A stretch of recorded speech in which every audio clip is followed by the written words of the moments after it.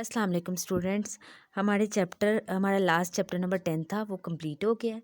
आज हम इसका नेक्स्ट चैप्टर स्टार्ट करते हैं, that is chapter number 7 start करेंगे हम, जिसका नाम है आपके पास फंडामेंटल ऑफ ज्योमेट्री। हमारे बेसिकली 2 चैप्टर रह गए हैं जो कि ज्योमेट्री से रिलेटेड हैं। एक में हमने डेफिनेशंस पढ़नी है और हम उससे रिलेटेड शॉर्ट शॉर्ट क्वेश्चंस करने हैं। एक में हमने थोड़ी ज्योमेट्री पढ़नी है और ज्योमेट्री को बाकायदा यूज़ करना है। तो आज हम वो पढ़ते हैं जो विदाउट ज्योमेट्री है।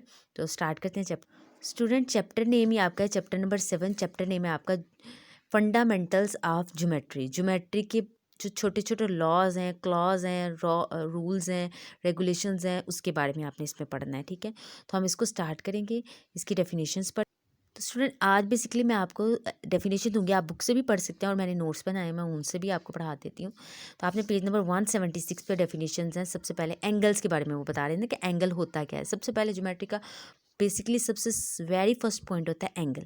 एंगल आपको डायरेक्शन बताता है किसी चीज़ की कि वो किस वे को मूव कर रहा है। ठीक है, तो एंगल की डायरेक्शन के अकॉर्डिंग सबसे पहले वो एंगल की डेफिनेशन लिखी हुई है यहाँ, या आप बुक से भी कर सकते हैं, मैं आपको भी दूसरी भी पढ़ाती हूँ। फिर उसके बाद स्ट्रेट एंगल है, तो स्ट्रेट एंगल की डेफिनेशन है। उसके बाद राइट एंगल है पेज नंबर 177 पे, फिर एक्यूट एंगल है, फिर इब्ट्यूज एंगल है, फिर रिफ्लेक्स एंगल है। ठीक है, and last one is equal angles. तो ये हम एंगल्स पढ़ेंगे मोस्टली। ये कितने एंगल्स बन रही हैं आपके पास डेफिनेशन, 7 डेफिनेशन बन रही हैं, ये आज हम लर्न करेंगे। ठीक है, यही आपका होम टास्क भी होगा, तो हम इसको पढ़ते हैं। तो स्टूडेंट, सबसे पहली डेफिनेशन है आपके पास एंगल की। An angle is defined as the union of two non collinear rays with same common end point. The ray are called arms of the angle and the common end point is known as the vertex of the angle. ठीक है, कहते हैं angle की definition क्या कहता है, angle जो है वो दो नॉन कोलिनियर रे का मिक्सचर है। An angle is defined as the union of two non collinear ray. Collinear mean ऐसी कोलिनियर का मतलब ये होता है कि आपके पास एक लाइन है तो सारे के सारे पॉइंट उसी के ऊपर लाई कर रहे हों, तब हम उसको कहते हैं कोलिनियर। और अगर वो एक ही पॉइंट के ऊपर लाइन नहीं कर रहे होते तब हमारे पास वो नॉन कोलिनियर होते हैं। अगर कोलिनियर होंगे, फॉर एग्जांपल ये देखिए, मैं यहाँ आपके पास एक लगाती हूँ, ये एक लाइन है, ये ए पॉइंट है, बी पॉइंट है, सी पॉइंट है।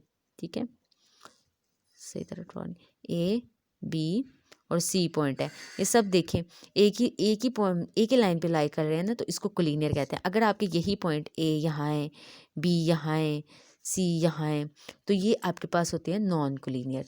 ठीक है, तो नॉन कोलिनियर ही, जब आप नॉन कोलिनियर के दरमियान में लाइंस लगाते हैं तो तभी आपके पास एंगल्स बनते हैं। ठीक है, लीनियर कोलिनियर में आपके पास एंगल बनते ही नहीं है, तो उसने बोला वो एंगल होता है। ठीक है, और जो रेज होती हैं उनको हम क्या कहते हैं, जो रेज बन जाती है ना, जो लाइन्स होती हैं, इनको कहते हैं arms of the angle.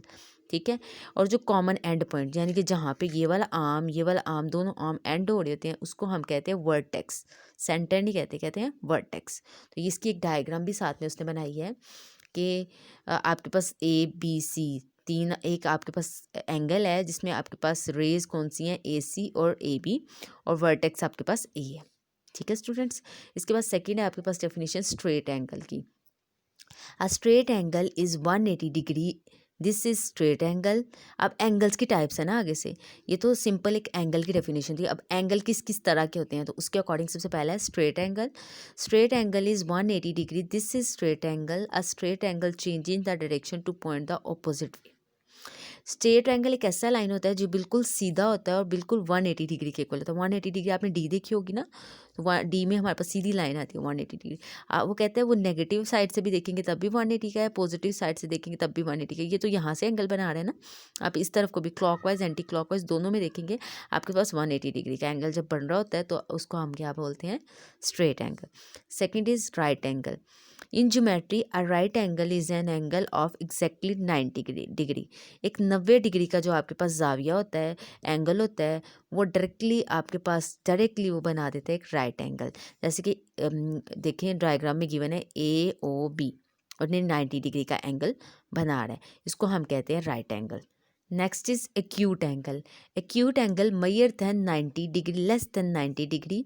Right angle measure than 90 degree. Right angle तो वो कहते हैं ना 90 डिग्री का होता है.